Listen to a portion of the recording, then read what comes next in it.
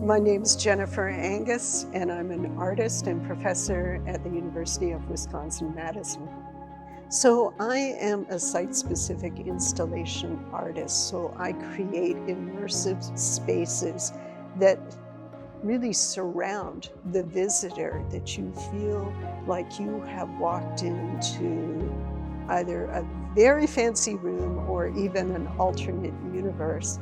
My main material are insects, dead and dried insect specimens that are reused from project to project, and I put them into patterns that mimic textiles and wallpaper. So for many people, it can be quite an overwhelming experience. I often say that I hope they'll walk in and go, wow. And to some degree, I feel like I've succeeded. And then I hope that they start thinking about these insects. A lot of people have fear of them and see them in a new light. I have been doing the Windgate Artist in Residence program. I first arrived in August, right at the beginning of the semester, and worked with the class, the printmaking class in textiles, and we explored combining indigo dyeing and cyanotype printing, two processes that create beautiful blues but appear to be rarely used together.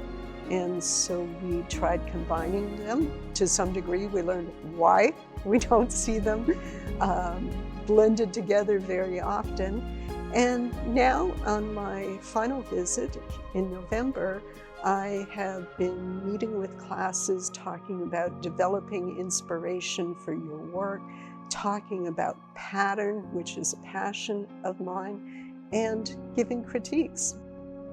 The Windgate residency is important because to some degree you act as a role model for students. They can see, oh, and down the road, this is a career that I might have, and what does it take to be a professional artist or designer? It takes passion, it takes obsession, it takes a kind of relentless curiosity of deeply investigating something, not just knowing it from a Google search. The opportunity to speak to an artist, because sometimes it can be intimidating to just reach out to someone online or to approach someone at an opening.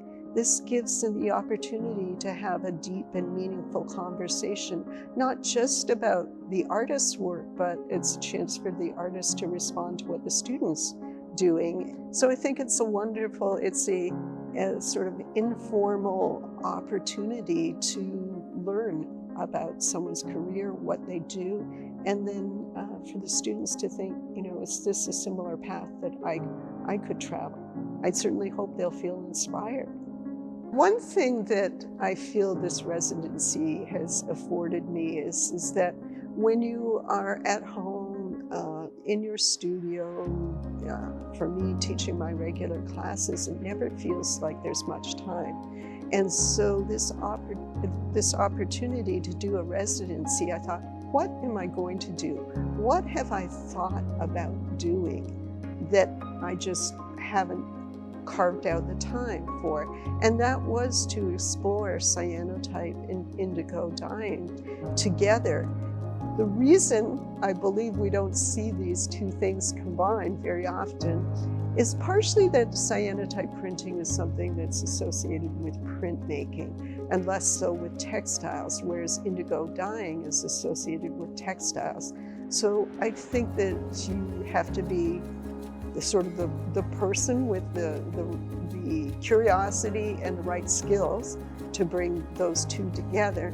And then once I did it, I learned that the chemicals in the indigo seem to really affect the cyanotype. And so it will kind of bleach the cyanotype. So I did learn an important thing here. If you decide that you want to combine these two, do your indigo dyeing first and your cyanotype after. That is the #1 tip I'd like to share with everyone.